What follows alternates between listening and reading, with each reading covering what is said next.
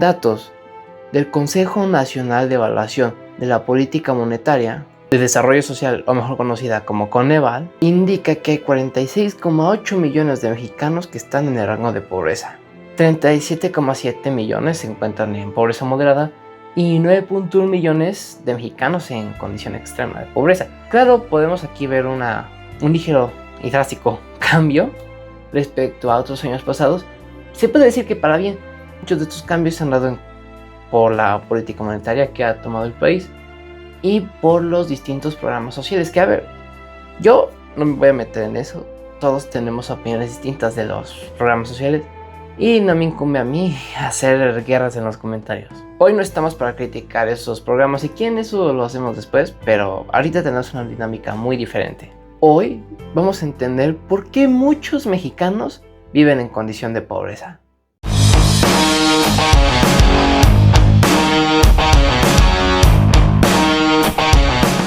Nos ubicamos en la colonia del Centro, la cual está clasificada, según el INEGI, como una colonia de rango o clase socioeconómica C+, es decir, clase media alta. Esta colonia es muy céntrica, así que prácticamente cuenta con una muy buena comunicación. Tiene un ambiente familiar muy notorio, se siente muy segura, pero tiene a su disposición distintas amenidades y accesibilidades. Este tipo de nuevos departamentos son la clara imagen de la creciente demanda con la que cuenta la colonia. Es impresionante. Viene un avión, no sé si se escucha por el micrófono, pero es impresionante la calma que honestamente se respira en esta colonia. En 1920 se construyeron las primeras casas y se trazaron las calles que formarían lo que hoy en día es esta colonia. El diseño urbano fue influenciado por corrientes arquitectónicas como Art Deco y el estilo californiano.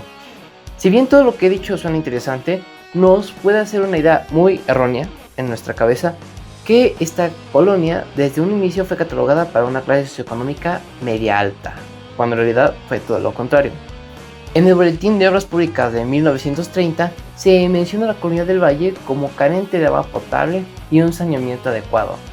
Un testimonio dado por Guadalupe González de la Vega de Bravo dice: mis padres y hermanos mayores llegaron a la del Valle en 1927. Era una colonia con muy pocas casas, como un gran jardín, con muy pocas calles asfaltadas.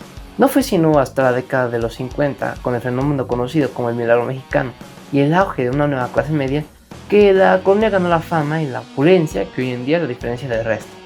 Hay que aclarar que en la colonia sí se pueden encontrar rentas inferiores a los 20,000 pesos mexicanos, pero son espacios muy reducidos y que la verdad parecen jaulas. Cabe aclarar que las rentas en esta colonia promedian entre los 25,000 pesos a los 35,000. Claro que la gente los paga porque principalmente pues estás viviendo en una colonia que ya tiene una historia contada, pero sobre todo que te da una autoestima superior y que también te da una exclusividad que no todos los mexicanos pueden gozar. De igual manera vamos a tomar el claro ejemplo de Villa Cuapa. En teoría para esta parte del video yo tendría que estar en Cuapa grabando ahí como si fuera tipo Luisito Comunica, pero me dio pena. Como dato curioso, yo estudié en la preparatoria número 5, ubicada en Cuapa, es por eso que a esta colonia le tengo un cariño inmenso. Cuapa tiene de todo, tiene centros comerciales, tiene áreas recreativas, tiene lugares en los que puedes caminar, es decir, parques, avenidas que conectan al sur de la Ciudad de México, tiene antros. Su nombre en náhuatl significa lugar de serpientes o nido de serpientes, por la gran abundancia de estos reptiles en el pasado. Con la conquista, Cuapa pasó a formar parte de Tlalpan, que a su vez era parte del Marquesado del Valle otorgado a Hernán Cortés. Sería para los Juegos Olímpicos del 68 que la urbanización llegó a Cuapa para albergar atletas y medios de comunicación. La diferencia de precios entre Cuapa y la colonia del Valle es muy notoria, la verdad, en cuanto a departamentos en rentas. Y aquí tengo el dato y también les voy a dejar fotos. En Cuapa podemos encontrar opciones desde 13,500 pesos por 60, 80 metros cuadrados, pero llegando a rentas de hasta 30,000 por departamentos. Cabe aclarar, para una casa la renta media ronda los 24,593 pesos.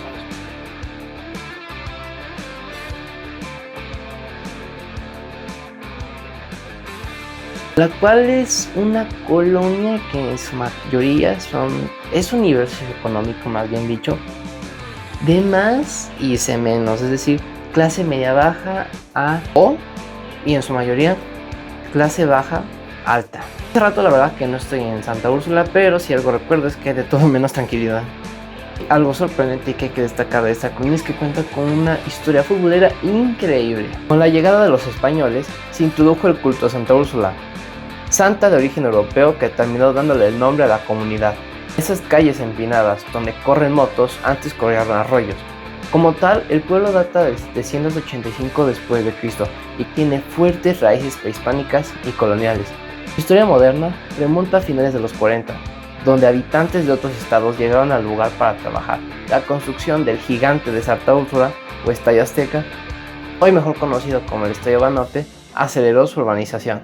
Puntos negativos de esta colonia que carece de una seguridad total, y la verdad, si tú estás a altas horas de la noche, ni siquiera tan noche, por eso de las 6-7, no se siente tan seguro.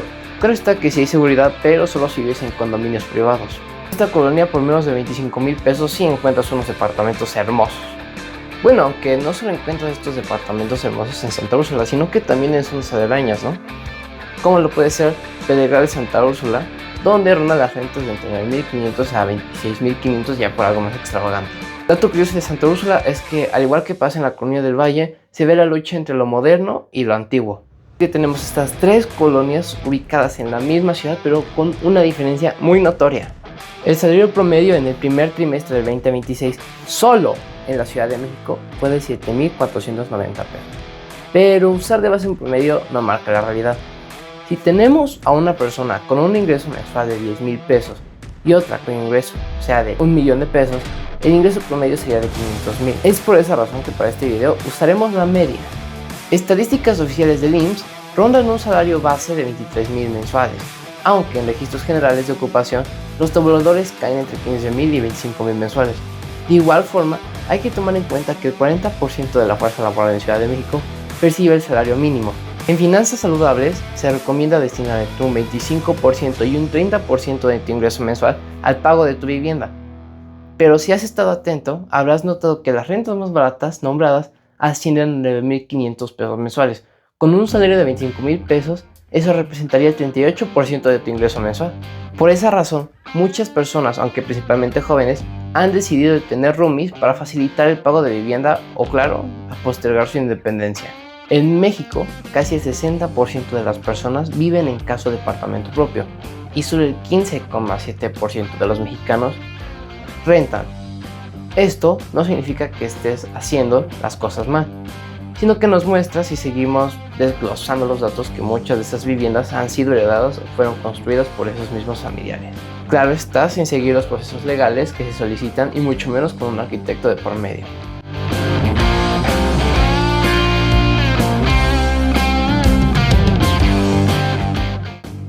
Siete de cada 10 mexicanos que nacen en la pobreza mueren en ella. Esta situación refleja un estancamiento en la movilidad social, entendida como la capacidad de las personas de superar la situación socioeconómica de sus padres. De forma demográfica, el 37% de las personas que nacen en pobreza en los estados del norte no logran superarla, pero si nos vamos al sur del país, las cifras se elevan hasta el 64%. Pero entonces, ¿cómo podemos salir de la pobreza? No hay una respuesta correcta, pero sí hay un aspecto que influye en gran medida y ese es tu entorno. Si quieres ser más inteligente, rodéate de gente más lista que tú. Claro está que para efecto del video lo estoy simplificando, pero debemos de entender que nuestro entorno moldea nuestra manera de pensar. Incluso hay un refrán que lo ejemplifica mejor: el rico se hace más rico y el pobre se hace más pobre. Según estimaciones de BBVA, 8 de cada 10 personas que ganan la lotería terminan endeudados. Si en tu entorno no hay una clara administración del dinero o no hay una clara salud financiera, es difícil que tú la adquieres por cuenta propia, porque el entorno nos moldea. Esa es la verdadera importancia de cuidar con quienes nos juntamos. Pero claro está, no podemos dejar de lado el esfuerzo que hacemos día con día. Este esfuerzo que realizas para cambiar tu situación actual, combinado con una buena administración de tu capital, te permitirá crecer de clase social.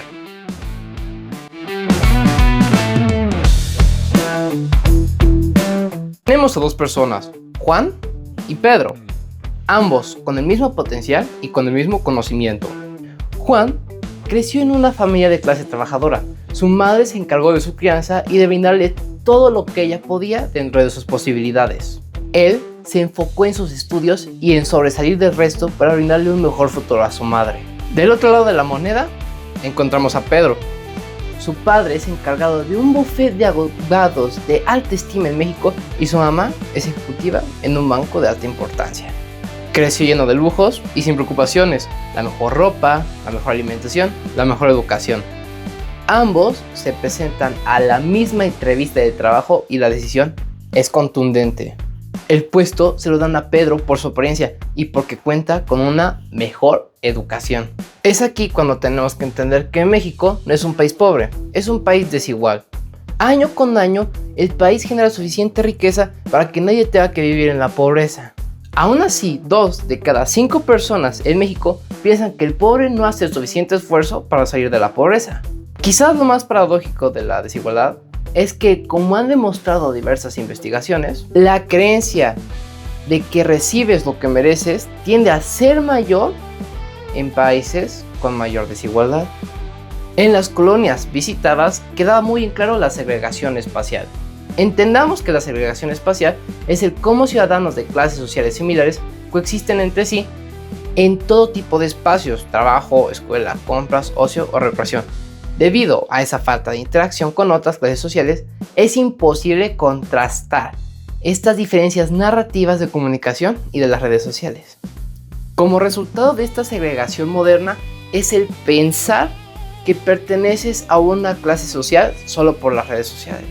Y podríamos dar 1000 causas de esta pobreza: la corrupción, la carencia de empleos de calidad, el trabajo informal, pero no podemos echar culpables. Hay mucha gente que se preocupa por aparentar lo que no es, que se endeuda por aparentar ser de esa clase a la que no pertenece. Negamos nuestra realidad y hacemos oídos sordos a los problemas de nuestro entorno. Y aunque creamos o pensemos que merecemos más, la vida simplemente no nos lo ha dado. Después de investigar todo esto me di cuenta de algo. Durante mucho tiempo veía la pobreza solo como la falta de dinero, pero en realidad es mucho más que solo eso. La pobreza es el lugar donde naces, la escuela a la que puedes asistir, las personas que conoces, las oportunidades que ves y muchas veces las oportunidades que no llegaste a conocer. Pero eso no significa que el esfuerzo no importa, porque importa y mucho. Pero también significa que pedirle los mismos resultados a personas que empezaron simplemente en lugares diferentes simplemente no es justo. Para mí, la verdadera discusión nunca debió ser si los pobres trabajan lo suficiente. ¿De verdad estamos construyendo un país donde el esfuerzo tenga una recompensa?